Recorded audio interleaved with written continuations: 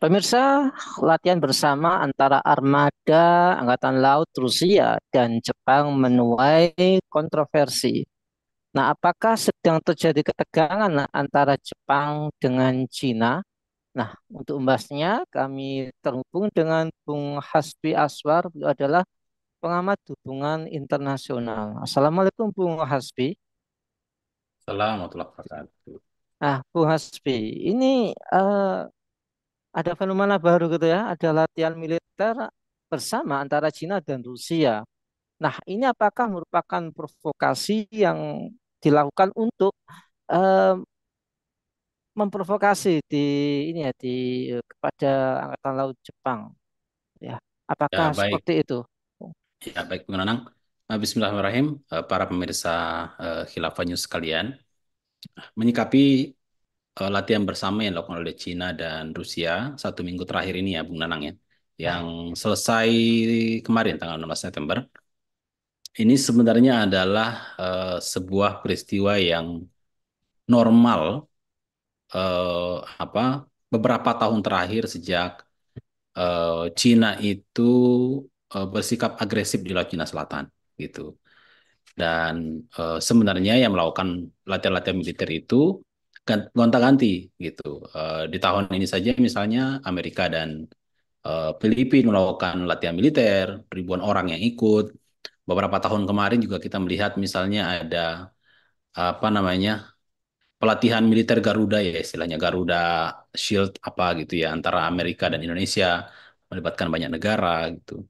Dan begitu pun juga dari sisi Cina, Cina Rusia juga banyak melakukan latihan-latihan militer, latihan-latihan perang di laut di wilayah Laut Cina Selatan. Jadi ini sebenarnya adalah bagian dari saling balas lah gitu ya, saling unjuk gigi, saling mengintimidasi sebenarnya antara kedua belah pihak. Ada Amerika Serikat yang tetap ingin mempertahankan dominasinya di wilayah Asia Pasifik, dan di sisi yang lain ada Cina yang tidak ingin tertekan atau tidak ingin terintimidasi oleh Amerika Serikat dan ingin menjadi negara yang juga memiliki posisi yang penting di kawasan Laut Cina Selatan gitu. Nah, masalahnya konteks belakangan ini 2 tahun terakhir ini itu kan ini apa baik Cina maupun Rusia itu sama-sama ditekan oleh Amerika Serikat ya. Kalau di wilayah Eropa Timur kita melihat 2 tahun terakhir eh, apa Ukraina itu atau Ukraina itu menjadi pion bagi Amerika Serikat untuk melakukan intimidasi-intimidasi atau tekanan-tekanan pada Rusia. Dan di sisi yang lain, Taiwan di Laut Cina Selatan itu menjadi pion bagi Amerika Serikat untuk mengontrol kekuatan Cina di wilayah Laut Cina Selatan. Nah, tujuan Amerika jelas sebenarnya, yaitu ingin menahan agar supaya baik Cina dan Rusia itu tidak menjadi ancaman yang akan menggeser kekuatan Amerika Serikat secara global. Nah, terkait dengan Cina dan Jepang, kita tahu ya, posisi Jepang itu kan adalah negara satelit Amerika Serikat di kawasan Asia Pasifik itu. Sejak awal Jepang itu memang, apalagi setelah kalah dalam Perang Dunia Kedua ya, eh, setelah kalah dalam Perang Dunia Kedua melalui bom Hiroshima Nagasaki itu, Jepang itu di bawah kontrol Amerika Serikat gitu. Bahkan konstitusi baru Jepang itu di bawah supervisi Amerika Serikat, dan Jepang itu sampai sekarang itu menganut doktrin eh, apa tidak memiliki kekuatan militer yang ofensif gitu. Tapi kekuatan militer yang dimiliki oleh Jepang itu hanyalah fungsinya defensif, dan Jepang itu sangat bergantung kepada kekuatan Amerika Serikat di wilayah Asia Pasifik begitu. Nah, melihat latihan-latihan militer yang dilakukan oleh baik Rusia dan Cina beberapa waktu kemarin itu, atau yang berakhir hari kemarin ini, Jepang itu tidak memberikan respon yang luar biasa ya gitu. Termasuk juga Amerika Serikat sebagai negara penyokong utama Jepang itu juga tidak memberikan respon yang signifikan di dalam merespon latihan-latihan militer ini gitu. Ini artinya bahwa eh, ini bagi Jepang maupun bagi Amerika Serikat, level pelatihan militer ini atau level latihan bersama ini tidak dalam tahap yang betul-betul memprovokasi atau mengancam kepentingan Jepang dan Amerika Serikat di kawasan tersebut. Eh, Nah, saya kira kita bisa menyimpulkan seperti itu ya, Bung Nanang ya. Jadi Jepang itu yang membalas secara ringkas saja kalau kita lihat ya. Jepang mengatakan ini adalah ancaman terhadap kedaulatan laut atau kedaulatan Jepang. Tapi kan terbatas sampai di situ gitu. Seandainya ini adalah memberikan ancaman serius terhadap Jepang dan Amerika Serikat, saya kira bukan hanya Jepang yang akan teriak, tapi juga Amerika Serikat bersama negara-negara sekutunya. Tapi dalam level ini itu belum terjadi sehingga kita bisa menyimpulkan ya untuk sementara bahwa latihan-latihan militer yang terjadi beberapa waktu yang lalu ini, seminggu terakhir ini, dalam kacamata Jepang maupun dalam kacamata kepentingan Amerika Serikat, itu tidak begitu mengancam kepentingan Jepang maupun Amerika Serikat. Gitu. Karena sekali lagi, latihan-latihan militer seperti ini juga sudah yang terjadi. Dan ya, cuma berhenti di latihan militer kemudian selesai. Tidak ada aksi-aksi lanjutan yang kira-kira bisa mengancam kepentingan Jepang dan Amerika Serikat di wilayah Laut Cina Selatan. Nah, demikian, Bung Nanang. Baik, Bung, ini sepertinya kalau saya menilai ada gimmick-gimmick politik, politik militer yang sedang dimainkan. Apakah ada hubungannya dengan perluasan kekuasaan geopolitik dan apakah ini merupakan indikasi adanya perang dingin jilid kedua, Bung Hasbi? Perang dingin ya. Ini mungkin tidak tidak dingin banget ya, Bung Nanang ya. Karena kita lihat em, yang jelas-jelas terjadi perang dingin itu ya, yang jelas itu ya Rusia dan Amerika Serikat saya kira ya, melalui proksi di Ukraina gitu. Nah, ini mirip dengan yang terjadi di masa lalu dan memang jelas sekali ya sikap Amerika dan sekutunya itu tegas memberikan sanksi ekonomi terhadap Rusia dan juga sanksi-sanksi dalam berbagai hal termasuk Rusia tidak boleh ikut Piala Dunia misalnya ya, dan kegiatan-kegiatan yang lain gitu. Nah, kalau Cina tidaklah demikian, Bung Nanang ya. Cina itu sampai sekarang dengan Jepang pun punya hubungan dagang yang nilainya cukup tinggi. Amerika Serikat juga sampai sekarang menjadi negara mitra dagang keempat terbesar di dunia, Amerika Serikat gitu. Dan hubungan-hubungan bilateral, hubungan diplomasi juga tetap jalan antara Cina dan Amerika Serikat.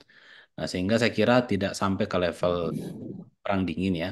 Walaupun memang ada perselisihan-perselisihan antara Amerika dan Cina, tapi saya kira eh, Cina, baik Cina maupun Amerika Serikat itu tidak mau mengambil langkah yang lebih lebih konfrontatif gitu kira-kira. Tidak mau mengambil langkah yang lebih konfrontatif. Ya kira-kira mungkin bahasanya itu gimmick ya, Bung Nanang ya. Atau sentil-sentil atau cubit-cubit lah ya kira-kira, cubit-cubit dikit lah kira-kira. Tapi kenapa? Karena ada ketergantungan antara dua negara yang sangat tinggi, baik Cina maupun Amerika Serikat. Itu satu. Yang kedua adalah saya kira ada ketergantungan ekonomi ya yang sangat tinggi juga. Dan yang selanjutnya adalah eh, Amerika Serikat saya kira juga tidak mau ini. Amerika Serikat juga tidak mau meningkatkan eskalasi di Laut Cina Selatan karena Amerika juga banyak ini sekarang nih Bung Nanang ya. Amerika ini kan sekarang banyak mengeluarkan energi di Eropa Timur untuk membantu Ukraina dan di siang lain mengeluarkan energi di ini di Timur Tengah gitu untuk selalu mendukung Israel kan.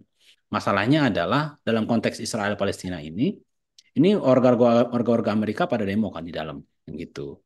Nah, ini kan ketika misalnya Amerika Serikat ingin merespon Cina secara keras misalnya di Laut Cina Selatan, maka Amerika sangat-sangat ini akan sangat rugi gitu. Kenapa? Itu ketergantungan secara ekonomi, investasi Amerika ke Cina itu sangat luar biasa besar, ekspor semikonduktor sangat tinggi, eh, bahkan impor selama ini itu impor Amerika dari Cina itu selalu lebih tinggi daripada ekspornya Bung Nana. Selalu hubungan antara Cina dan Amerika itu defisit ya, secara perdagangannya defisit. Dan Cina selalu mengambil untung lebih besar gitu.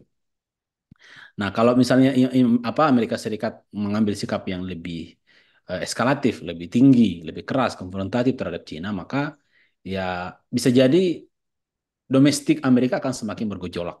Nah, gitu. Saya kira itu tidak diinginkan oleh Amerika Serikat sehingga saya kira tidak akan terjadi peningkatan eskalasi, apalagi perang terbuka di Laut Cina Selatan. Saya kira Amerika tidak mau mengambil itu di tengah-tengah Amerika energinya itu banyak teralihkan untuk merespon isu Ukraina termasuk juga isu pembantaian atau genosida Israel di Palestina. Baik, terakhir Bung, ini kan kalau kita melihat eh, kalau ada latihan militer itu pasti ada follow up-nya yaitu jual beli persenjataan gitu. Nah, apakah ini merupakan sinyalemen bahwa kekuatan ini ya, kekuatan Rusia ini akan memperkuat kekuatan militer daripada Cina dan kira-kira reaksi Beijing ini bagaimana akan seperti apa, Bung Hasbi? Saya kira ya yang pasti akan terjadi jual beli senjata ya. Dan Rusia itu kan sekarang banyak mengimpor senjata, termasuk saya kira juga dari Iran itu juga banyak senjata-senjata yang dipakai oleh Rusia untuk menyerang Ukraina itu dari Iran. Dari Cina juga saya kira ada ya, cuma saya belum sempat mencari Bung Nanang datanya. Em, tapi setelah serangan Rusia ke Ukraina itu dan kemudian Rusia mendapatkan embargo, itu kan ini Rusia itu akhirnya mendiversifikasi atau mengalihkan ekspor-ekspor apa eh, sumber-sumber minyak alamnya ya, sumber-sumber alamnya ya, seperti minyak dan gas termasuk batu bara diekspor ke negara-negara yang lain. Dan yang paling banyak mendapatkan keuntungan dari ekspor ini itu adalah Cina gitu. Jadi terjadi peningkatan drastis dari ekspor minyak Rusia yang awalnya itu diekspor ke Rusia kemudian ke Cina. Dan saya kira eh, di sana akan ada kemungkinan-kemungkinan misalnya Cina memberikan suplai senjata. Walaupun saya kira juga Cina tidak terlalu berani ya. Mungkin kita perlu memastikan kembali datanya, tapi saya kira Cina juga tidak akan berani mengambil atau mensupport Rusia juga secara apa drastis begitu Bung Nanang karena Cina itu dari awal perang itu sudah mendapat eh, apa istilahnya sudah dicolek sama Biden gitu bahwa Cina jangan jangan macam-macam dalam perang ini gitu. Cina bisa mendapatkan sesuatu hal yang menyakitkan ketika Cina juga ikut-ikutan main dalam mendukung Rusia. Makanya Cina saya kira juga tidak akan berani ketika ada misalnya bantuan-bantuan militer ya atau bantuan-bantuan untuk meningkatkan kekuatannya Rusia, saya kira juga tidak akan berani eh, terang-terangan atau tidak akan berani mengirim dengan jumlah eh, yang sangat besar gitu. Karena saya kira Cina juga takut dan waspada dan khawatir ketika Cina pada akhirnya mendapatkan tekanan dan ancaman dari koalisi Amerika Serikat gitu. Nah, demikian Bung Nana. Baik, terima kasih Bung Hasbi atas pemaparannya. Semoga ini memperluas cakrawala pengetahuan kita akan konstelasi politik di dunia internasional. Semoga Bung Hasbi keluarga senantiasa dalam perlindungan Allah Subhanahu wa taala. Amin ya rabbal alamin. Baiklah pemirsa kabar petang yang dirahmati oleh Allah, demikianlah bincang-bincang kita dengan Bung Hasbi. Semoga kita bisa mendapatkan banyak manfaat darinya. Jangan lupa untuk subscribe, like, comment, dan share sebanyak-banyaknya. Semoga menjadi amal kebaikan kita di dunia maupun di akhirat. Saya Nanang Setiawan undur diri, sampai jumpa di lain kesempatan dan wassalamualaikum warahmatullahi wabarakatuh.